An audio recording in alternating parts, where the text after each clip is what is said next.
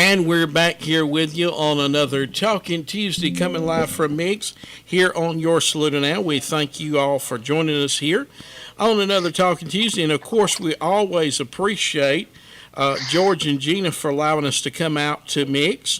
And you can mention the Saluda Now special, buy one pizza, get the second one half off. Great way to feed your family, especially if you're on a budget, which a lot of people are now. And so come on out to Migs tonight, feed your family. Hey, you may want to eat here. This is a good place to eat.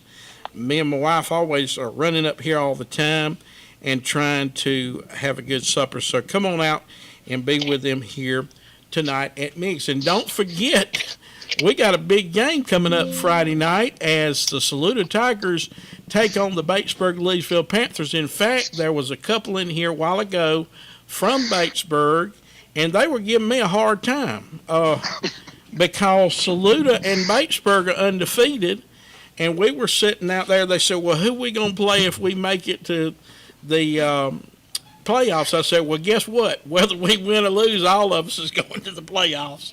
So, but that was sort of funny that they were talking about that, and I'm not going to go in the playoff scenario right now, but I will say everybody's already thinking about that. But anyway, we've got two more games. Actually, the next weekend we'll be playing American Leadership Academy here at Holmes also. So two home games back-to-back because, remember, we had to make up that game because of Hurricane Helene.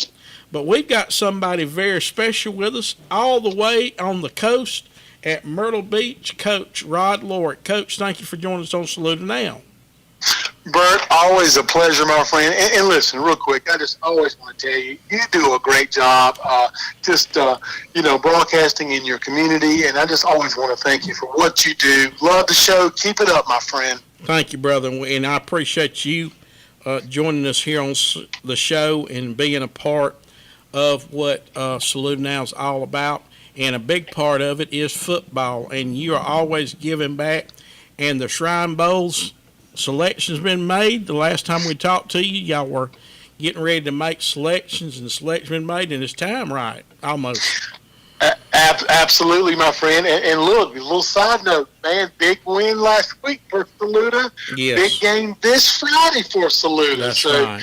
I tell you, I wish those Tigers well. So you're doing a great job. And Bert, you're right. We finally, as you know, we had that terrible storm just to affect western South Carolina and, of course, western North Carolina. But we were able to sit down and get the Shrine Bowl selected. And I tell you, Bert, we've got a great team put together. Mm-hmm. And I'm not going to go over everybody, but if you don't mind, just a quick couple highlights. At quarterback, Cutter Woods, of course, he's the young man that is signed with South Carolina. Doing amazing things up there at Westside and Anderson.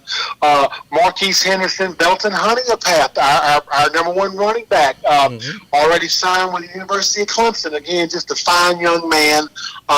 Receiver, Malik Clark from Rock Hill, also a USC commit. Sant Surratt, anchoring our offensive line from Gaffney, probably the number one player in the state, in my opinion, and other scouts' opinion. Amar Adams out of South Florence is going to be a big defensive lineman. At linebacker, Anthony Addison out of Sumter, of course, a USC commit, and Demario Coe from Hartsville. So that's just a few names, bro. We've got a wonderful team put together. I'll look for an amazing year this year, and of course, you know, the Shrine Bowl is going to be this year, Saturday, December 21st, 1 p.m. kickoff right there at Spartanburg High School. Looks to be another great year. Just so much going on with football. And, of course, you know, I briefly spoke about that horrible storm that affected both North Carolina and South Carolina. And because of the storm, Bert, I heard you talking football and some playoffs.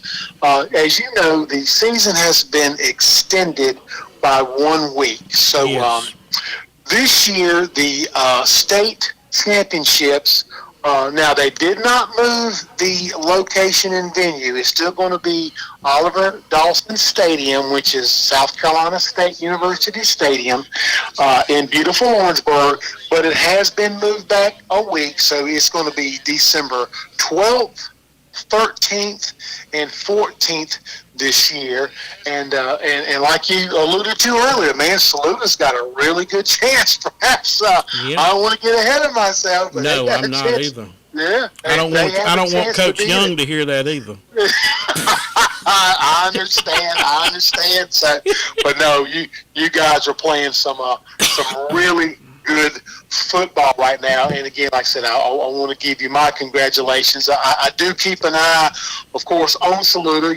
As you know, I'm always out and about on Friday nights. I'm always looking for for that great young talent, and Saluda has plenty of it. And so again, like I said, I'm just looking forward to the state championships. I am blessed that we were able here in South Carolina to get back on track. And of course, as you know, after the state championship, we go into that All-Star season. And you know what the Shrine Bowl means to me. Again, it's just it's a way for us to raise money and, of course, raise awareness for those Shriners children. And just what a wonderful opportunity that we have here in South and North Carolina.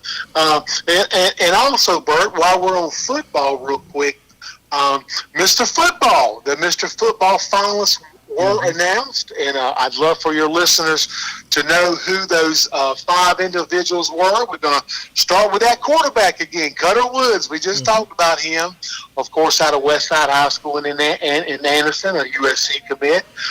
Next up was Malik Clark. He is a wide receiver out of Rock Hill High School, also a USC commit.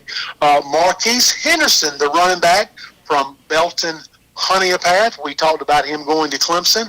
Of course, Sid Surratt, the offensive lineman from Gaffney High School out of USC. And last but not least, Will Wilson, the quarterback from Richland Northeast High School right there in Columbia, South Carolina. And he is an NC State commit. So congratulations to those 5 young men. Again, Bert, we had so much talent this year. I know it was a tremendous process for the Coaches Association to narrow it to 5. I'm just going to be honest, and every year that is a very tough selection to do, and I commend that committee for doing that. But those 5 are definitely worthy. They're fine young men, not only outstanding football players, Bert, but also, they're fine young men. They get it done in the classroom, and they get it done in the community. So, again, congratulations to those 5. That's your Mr. Football finalists for 2024. Well, Coach, thank you for always making time to come by. I know Absolutely. You're very busy and getting ready for everything. And also, we want to catch up with you when the Myrtle Beach Bowl happens also. Absolutely. And that's right around the corner, too, so hopefully you can make a little time for us then. Absolutely. Well, Bert, again, like I said, my friend, thank you so much for what you do, and thank you for allowing me to come on, and again, keep up the great work, bud. Thank you. That's Coach Rod Lorick, and we appreciate him stopping by. And listen, the Shrine Bowl and the Shriners are a worthy cause. You want to be a part of it, go to the website. We put a link there on the on Saluda Now. You can buy tickets to the Shrine Bowl and help the Shriners out. Thank you, Coach. Thank you, sir. That's Coach Rod Lorick, and we appreciate him joining us on Saluda Now. And by the way, maybe you're here in Saluda, you want to make a difference. This Saturday, November the 2nd, is our Saluda Shrine Club 2-man scramble. Just call and David Paget there below, 803-317-9533. I know he'll appreciate your call, and you can support this worthy cause, because let me tell you something, there's no better place than the Shriners Hospital here in South Carolina to support. They do a wonderful job with our children. It just melts your heart going in there. I've been there many times with several parishioners and Saluda area children down through the years, and it is a very worthy cause. Come back, we're going to have Mike Beatonbow with us. or beaten ball if you're on the other side of the river here on your Saluda Now.